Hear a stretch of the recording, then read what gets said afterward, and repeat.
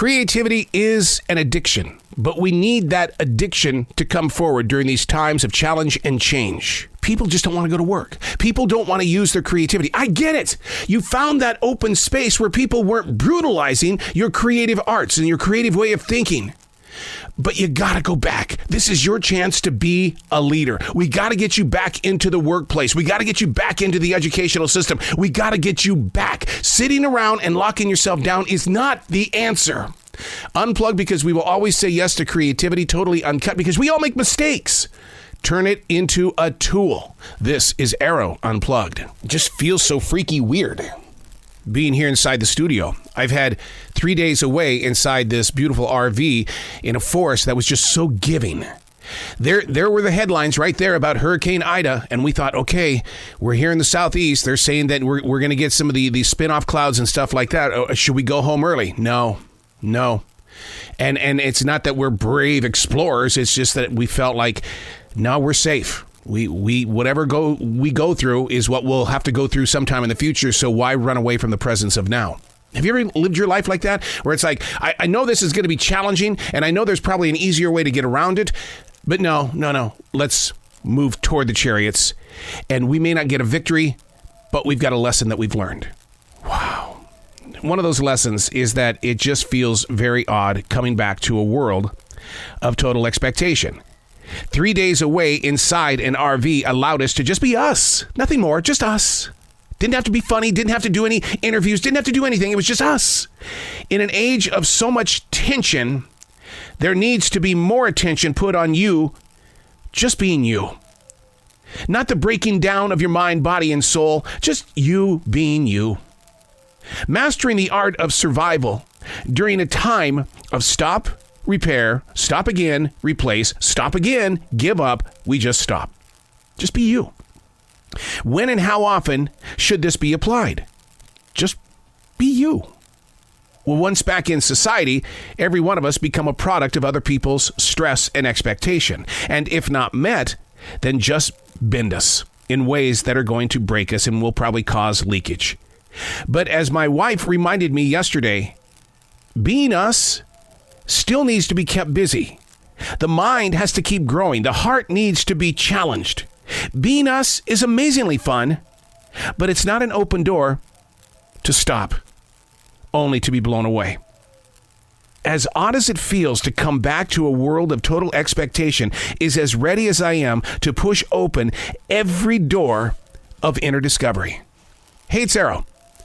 This is The Daily Mess, a chronological walk through an everyday world. I am a daily writer. Whatever is moving through me in this present place of now is what finds itself on a sheet of paper. Feeling the energy of all things around us.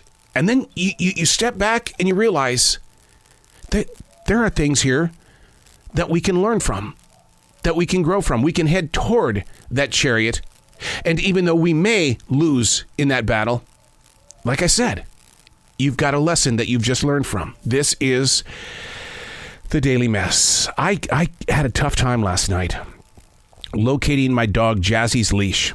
Oh, it was just a tough time. How could something so bright in color, because you want to be seen when you're out there walking around with no sunshine? I looked everywhere. I literally had to see the leash in my hand to find it. But here's the thing. I realized I wasn't holding the leash in my right hand when I brought it inside the house. I was holding it in my left hand.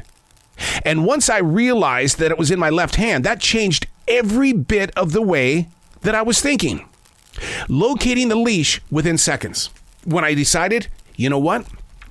I felt the leash in my left hand. Therefore, the left side of my body was in total control. I don't get it. I didn't realize that your left side and your right side of your brain really are in control of the situation. But here's the thing, though. Here's the thing. I looked it up because that's just what I do. I like to look stuff up. According to science, having a left or a right side of your brain is 100% a myth. What? And of course, I had to go into the articles, not just the scientific reasoning behind all this. I had to read what researchers and authors were putting down in their books. And this so-called myth, no. They were trying to paint the truth about a left versus a right side brain. Science had nothing to do with their research. Now, I openly admit that the left side of my habits over the past few weeks have been greater because I've had two incredible injuries. One on my forefinger and another one just this past weekend, a really bad injury to my right thumb.